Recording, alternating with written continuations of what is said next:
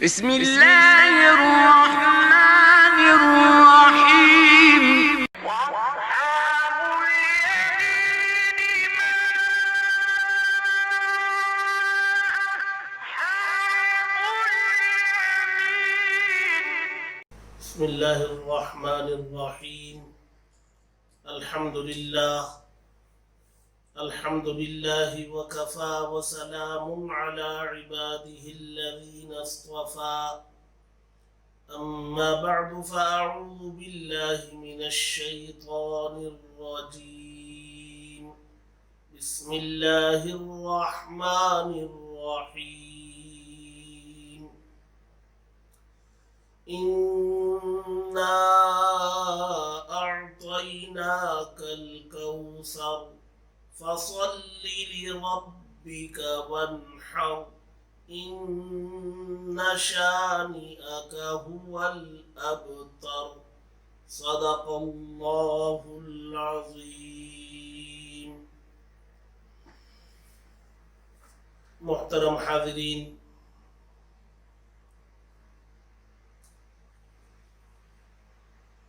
اسلامی سال کا 12واں اور آخری مہینہ ذی الحج کا مہینہ کہلاتا ہے۔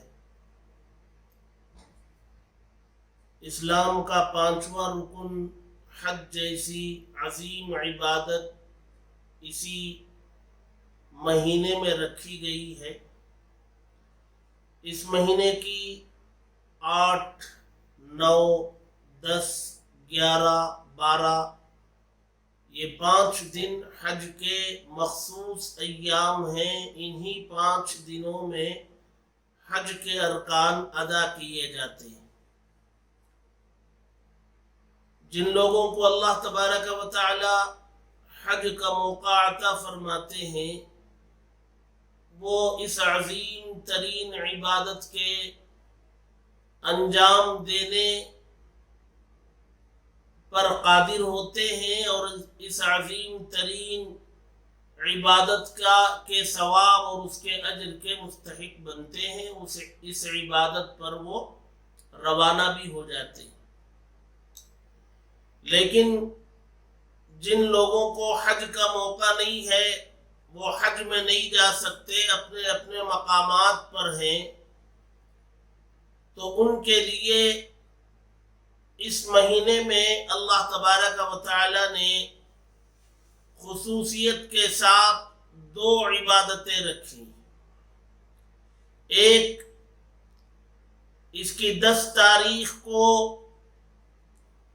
عید الاضحیٰ کی 2 رکعت نماز واجب عید گاہوں میں ادا کرنا، اور صاحب نصاب مسلمانوں پر عید کی نماز کے بعد اللہ کے دربار میں قربانی کا نذرانہ پیش کرنا۔ یہ 2 عبادتیں غیر حاجیوں کے لیے اپنے اپنے مقامات پر رہ کر انجام دینا ہوتا ہے۔ عید کی نماز یہ تو ہر مومن مسلمان پر واجب ہے، جو عاقل ہے، بالغ ہے، اس کے لیے عید گاہوں میں جا کر عید کی نماز ادا کرنا ہوتا ہے۔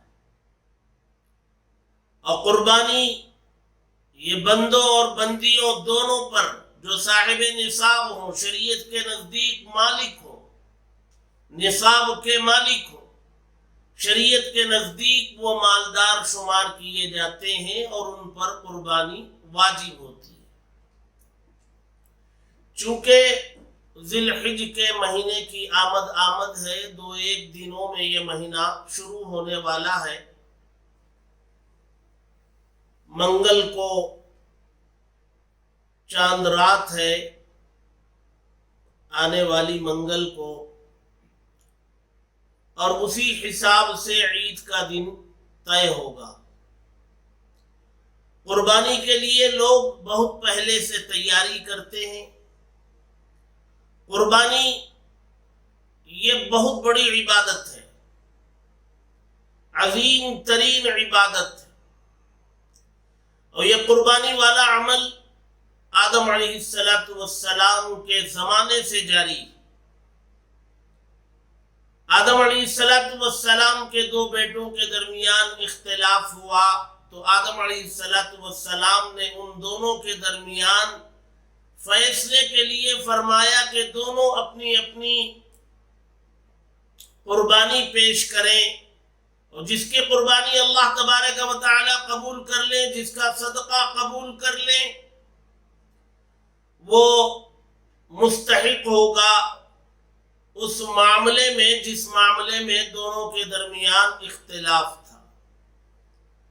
حابیل نے اس موقع پر اللہ کے دربار میں ایک جانور پیش کیا تھا اور اسی کی قربانی، اسی کا جانور اللہ تبارک و تعالی نے قبول کیا تھا. آقا صلی اللہ علیہ وسلم کی آمد سے پہلے بھی مکہ مکرمہ میں قربانی والا عمل جاری تھا، لیکن وہ بتوں کے نام پر جانوروں کی قربانی کیا کرتے تھے. قرآن مجید میں اللہ تبارک و تعالی نے اس کا تذکرہ بھی کیا. حرمت علیکم المیتۃ والدم ولحم الخنزیر وما اہل لغیر اللہ بہ. اب وہ جانور جو اللہ کے نام کے علاوہ کسی اور کے نام پر ذبح کیا گیا وہ جانور حلال نہیں.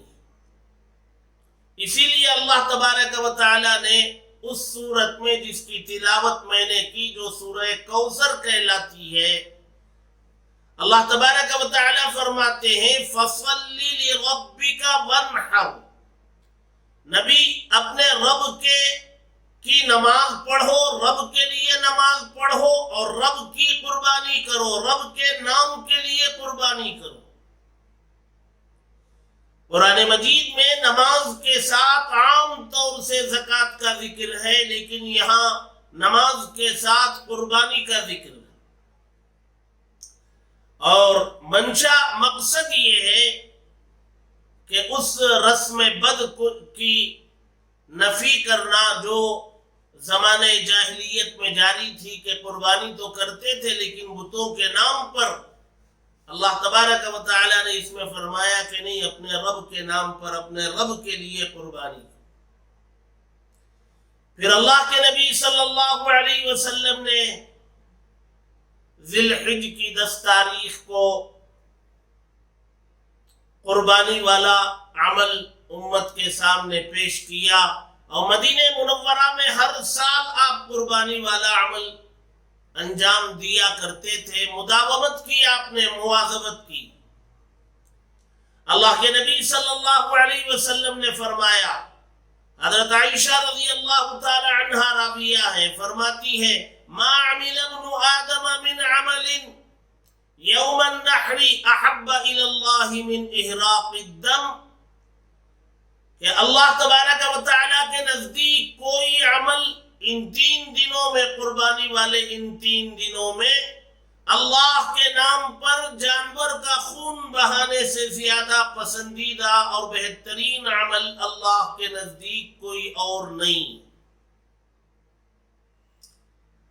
اللہ کے نبی صلی اللہ علیہ وسلم نے اس پر مواظبت بھی فرمائی.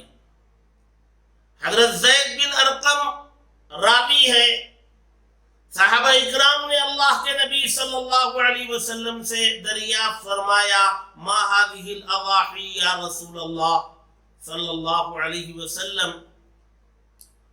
اے اللہ کے نبی یہ قربانی کیا عمل ہے؟ اللہ کے نبی صلی اللہ علیہ وسلم نے فرمایا سنت ابیکم ابراہیم، تمہارے ابا، تمہارے جد امجد کی سنت ہے، ابراہیم علیہ السلام کی سنت. اللہ تبارک و تعالی نے وہ جو امتحان اور آزمائش میں ڈالا تھا حضرت ابراہیم اور ان کے لخت جگر حضرت اسماعیل علیہ السلام کو، جس میں دونوں کامیاب اترے تھے، اور اللہ تبارک و تعالی نے اس امتحان کی کامیابی پر فرمایا قد صدقت الرؤیا، آپ نے اپنے خواب کو سچ کر دکھلایا. وفدیناہ بذبح عظیم، اور اسماعیل علیہ السلام کی جگہ میں اللہ فرماتے ہیں کہ ہم نے ان کے فدیے کے طور پر ایک دمبے کی قربانی قبول کی، اور وہاں سے حضرت ابراہیم علیہ السلام کی یہ سنت اللہ تبارک و تعالی نے جاری فرمائی اور اس امت میں اس کو صاحب نصاب کے مالک ہونے پر واجب قرار دیا۔ لہذا جو لوگ قربانی بہت اونچا عمل، جیسا کہ کہا گیا ان 3 دنوں میں اللہ تبارک و تعالیٰ کو یہ عمل بہت زیادہ پسند ہے، اور قربانی جانور کے ذبح کرنے کا نام نہیں۔ جانور کو ذبح کرنا ایک علامت ہے کہ جانور ذبح کیا جاتا ہے، اصل میں جذبات کو ذبح کرنا ہے، اور یہ تصور قائم کرنا ہے کہ اللہ تبارک و تعالیٰ کے حکم کے آگے ہم اپنی ہر خواہش کی قربانی دے رہے ہیں۔ ہماری کوئی خواہش نہیں، ہماری ہر خواہش اللہ کے حکم کے تابع ہے۔ ہم اپنی ہر اس خواہش کو جو خدا کے حکم کے تابع نہیں ہے، خدا کے حکم کے خلاف جا رہی ہے، ان خواہشات کو ہم ذبح کر رہے ہیں۔ اللہ تبارک و تعالیٰ کا حکم چاہے وہ ہماری عقل میں سمجھ میں آئے نہ آئے، ہم اللہ کے حکم پر عمل کرنے والے بندے بنیں گے۔ یہ ان جذبات سے وہ قربانی ہوتی ہے، چاہے وہ خود قربان کر رہا ہو یا اس کی طرف سے کوئی اور کر رہا ہو۔ قربانی کا جو مقصد ہے، جو تصور ہے، وہ یہی ہے۔ مسلمانوں کو بہت شوق اور ذوق کے ساتھ، بہت اہتمام کے ساتھ اس قربانی والے عمل کو انجام دینا چاہیے، اور الحمدللہ مسلمان دیا بھی کرتے ہیں۔ سوال یہ ہے کہ یہ قربانی کیا ہر مومن بندے اور بندی پر ہے؟ کہا نہیں۔ جیسے زکوٰۃ کے دینے کے لیے نصاب کا مالک ہونا ضروری ہے، ایک نصاب متعین کیا ہے شریعت نے، 7.5 تولہ سونا یا اس کے بقدر نقد مال یا اس کے بقدر سونا چاندی یا 52.5 تولہ چاندی یا اس کی مالیت کے بقدر نقد رقم یا چاندی کی شکل میں زیور یا تجارت کا مال، یہ نصاب شریعت نے متعین کیا۔ اس نصاب کے مالک ہیں 7.5 تولہ سونا یا 52.5 تولہ چاندی۔ اس کی مالیت کے بقدر اگر کسی کے پاس زیورات ہیں یا نقد مال ہے یا مال تجارت ہے، یہ 3 چیزیں زکوٰۃ میں لی جاتی ہیں، اور قربانی میں ان 3 چیزوں کے علاوہ بندے کے پاس اپنی ضرورت سے زائد جو کچھ ہے، سونا چاندی، مال تجارت اور نقد کے علاوہ اپنی ضرورت سے زائد جو کچھ ہے، ان سب کو شمار کیا جائے۔ ایک سے زائد سواریاں ہیں تو دوسری سواری کی مالیت کو شمار کیا جائے گا۔ ایک سے زائد گھر ہے، بلڈنگیں ہیں، وہ دوسری ضرورت سے زائد بلڈنگ کی مالیت کو شمار کیا جائے گا۔ اور اگر چاندی کے نصاب سے اگر دیکھا جائے، 52.5 تولہ چاندی کی قیمت وہ 30,000 کے آس پاس ہوتی ہے، اور کسی بندے اور بندی کے پاس 30,000 کے بقدر مالیت نقد کی شکل میں، سونے چاندی کے زیورات کی شکل میں، یا ضروریات زندگی سے زائد اشیاء کی شکل میں اگر ہیں، تو ان پر قربانی واجب ہو جاتی ہے۔ اور زکوٰۃ میں سال گزرنے کی بھی شرط ہے، یہاں سال گزرنا بھی شرط نہیں، یعنی عید الاضحیٰ والے دن صبح میں بھی اگر کسی کے پاس کہیں سے مال آ گیا، وہ مالک بن گیا، اس دن نصاب کا مالک بن گیا، کہیں سے اس کے پاس 30,000 روپے یا اس کے مالیت کے بقدر کوئی اور چیز اس کے پاس کہیں سے آ گئی، وہ مالک بن گیا، تو اس پر قربانی واجب ہو جاتی ہے۔ اس پر سال گزرنا شرط نہیں ہے، زکوٰۃ میں سال گزرنا بھی شرط ہے، لیکن قربانی میں شرط نہیں ہے۔ معلوم یہ ہوا کہ قربانی کے ان 3 دنوں میں جس بندے یا بندی کے پاس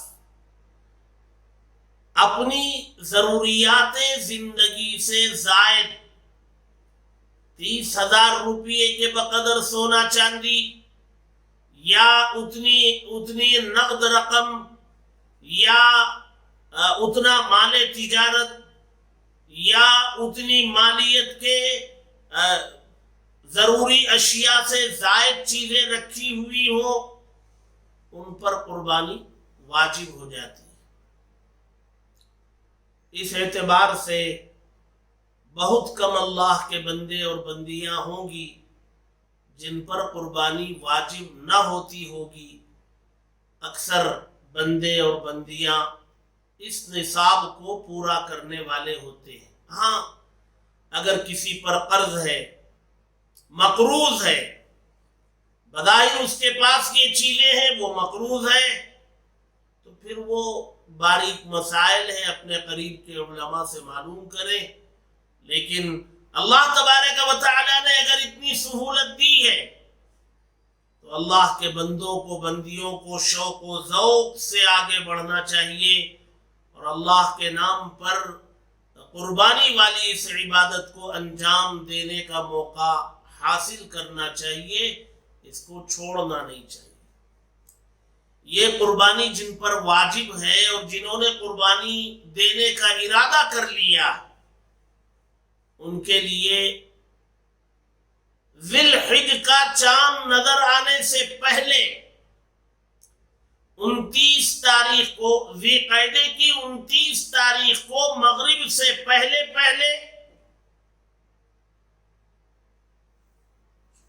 پاکی صفائی حاصل کر لینا چاہیے۔ مرد ہے تو اپنے مونچھ کے بال ہیں، ناخن ہیں، یہ سب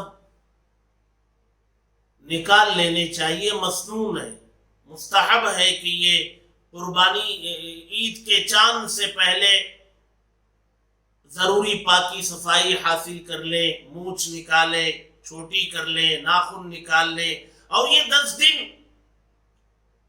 ان قربانی تک پھر دوبارہ ان چیزوں کو چھیڑے نہ ناخن کو، نہ بال کو۔